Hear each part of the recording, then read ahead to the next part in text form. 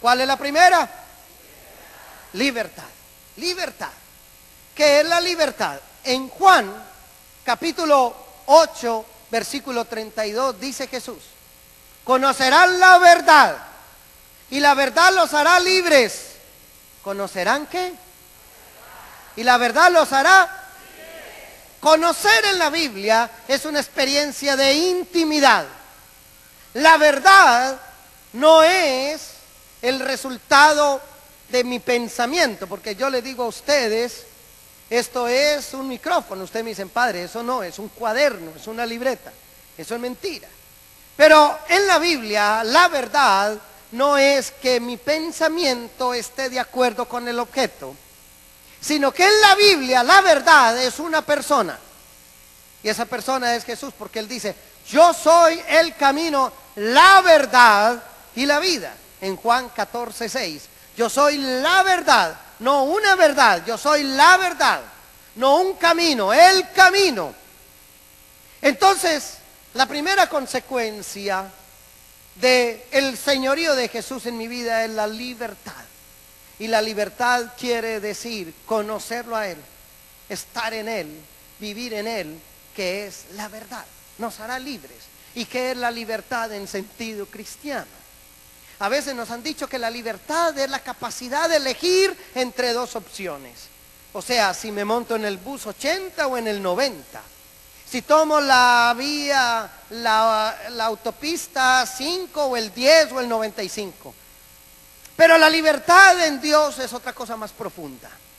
La libertad en Dios es aquello que le dice el Señor al pueblo en el Deuteronomio: les pongo a ustedes dos caminos, el bien y el mal. Si eliges el mal, morirás. Si eliges el bien, vivirás. Ahora, dice el Señor, elige el bien y te irá bien, dice el Señor en el libro del Deuteronomio. Por lo tanto, la libertad no es la capacidad de elegir entre el bien y el mal, sino que la libertad es elegir el bien, porque siempre que yo elijo el mal, soy esclavo. Solamente el bien me hace libre, solamente el bien. Si yo elijo el mal, no soy libre. Siempre que usted elige el mal, es esclavo, y siempre que elige el bien, es libre. Por lo tanto, cuando acepto a Jesús como Señor, soy libre.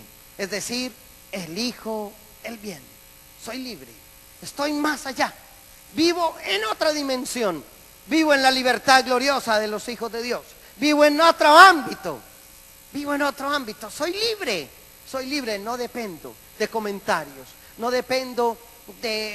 no tengo vergüenza ajena para alabar, para alzar los brazos, para adorar, para bendecir, no tengo temor, vivo de otra manera, vivo de otro estilo, soy libre, es decir, el pecado no tiene dominio en mí.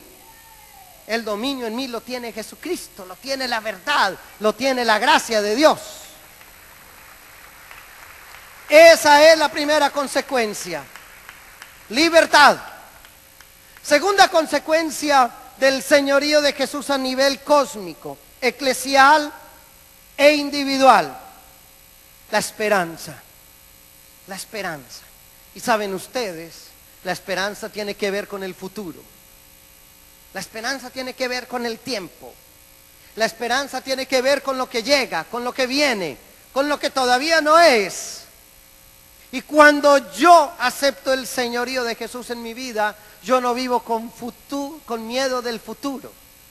Y yo lo he dicho tanto, lo dije en la reunión de servidores de esta comunidad, que nosotros no podemos vivir con miedo del futuro, de lo que va a ser, de lo que llega, porque nos han minado la esperanza. El mal ha frustrado la esperanza en la iglesia, ha frustrado la esperanza en la iglesia. Y vivimos con desconfianza de lo que vendrá, del que viene, del que es, del obispo que viene, del papa que viene, del sacerdote que llega. Tenemos miedo del futuro a nivel cósmico. Usted ya no se atreve ni a bostezar porque siente que está contaminando el medio ambiente. Y tenemos un miedo de las lluvias, del sol, del agua, del invierno, del verano, de la primavera, de todo. Tenemos miedo. Miedo, hay que estarse lavando las manos cada media hora porque contaminamos, porque es un temor, es un temor. La esperanza tiene que ver con el futuro. Y el que reconoce a Jesús a nivel de señorío cósmico, eclesial e individual, no tiene miedo del temor. Y no es que se exponga, y no es que use mal de lo que tiene. Pero cuando yo acepto a Jesús como Señor, yo vivo con esperanza, yo no tengo temor. Esta iglesia no es mía, es de Cristo. Esta obra no es mía, es de Cristo. ¿Y yo por qué tengo miedo? ¿Y yo por qué tengo miedo del futuro? ¿Y yo por qué tengo miedo de lo que vendrá? Yo no vivo con miedo, porque esta obra es de Él. Tienen miedo los que creen que esta obra es de ellos y que creen que cuando ellos no estén, o en la iglesia, o en tal ministerio, o en tal servicio, ya no será. Esto no es así, porque yo no soy el dueño, yo soy servidor de Él, que es el Señor, y Él sabrá a quién mandar, a quién poner, a quién quitar, a quién borrar, a quién mover, a quién instaurar, a quién poner a dirigir, porque Él es el Señor. Y eso a mí me da una esperanza, a mí me da una esperanza sobre el futuro, porque yo sí creo que el futuro será mejor, y yo sí creo que lo mejor está por venir. Y a veces nosotros en la renovación carismática vivimos sin esperanza. Que la etapa más bonita de la renovación carismática fue a sus comienzos. A mí me tocaron parte de esos comienzos, pero es mentira. Esa no fue la parte más bonita. Entonces a nosotros nos tocó el premio de consolación. Entonces a nosotros nos tocó ahí lo último, las cenizas de lo mejor. No, como le dicen a la gente, lo mejor de tu vida es la juventud. Yo le digo, lo mejor de la vida no es la juventud. La mejor etapa de la vida es la que yo estoy viviendo aquí y ahora. Esa es la mejor etapa de la vida.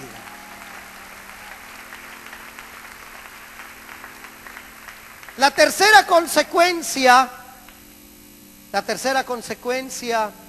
del señorío de Jesús es esta: el servicio.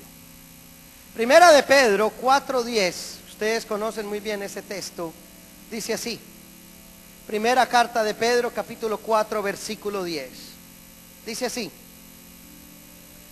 como buenos administradores de las variadas bendiciones de Dios, cada uno de ustedes sirva a los demás según los dones que haya recibido. Como consecuencia es el servicio. Poner la vida al servicio de los demás. Poner la vida al servicio de los otros. Aparece en Romanos 12, 1, 2 siguientes, cuando Pablo habla de cambiar la mente, dice: pero ustedes sirvan con los carismas que Dios les ha dado. La manera de cambiar la forma de pensar es entender la vida como un servicio, como una entrega. Gaste la vida, entréguela toda, regálela toda, ofrezca la vida, entréguela. No se guarde nada para usted. Entréguela hasta que le duela, entréguela hasta que inclusive usted sienta que se están aprovechando de usted. Entregue la vida hasta que usted sienta que le arrancan el alma y que le arrancan sangre, mis hermanos, porque ahí es la única manera donde vale la pena vivir. No vale la pena vivir para atesorar, para tener un auto que con el control remoto en invierno se calienta y cuando yo llego ya toda la parte de atrás está caliente. Trabajar solamente para eso, hacer de la vida solamente eso. Por eso en este país la gente se enfermó, porque quien se puso en crisis no fue el sistema económico solamente. Lo que se ha puesto en crisis es el Dios dólar.